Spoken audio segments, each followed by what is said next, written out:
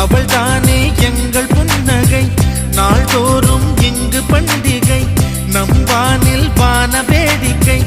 இதுபோல சொந்தம் தந்ததா இறைவாவா நன்றி சொல்கிறோம். உனக்கேதும் சோகம் தோன்றினா இங்கே வா இன்பம் தருகிறோம். சரவெடி போல் சேர்ந்து நாம் சிரிக்கலாம், அதிரடியாய் வாழ்ந்துதான் காட்டலாம்.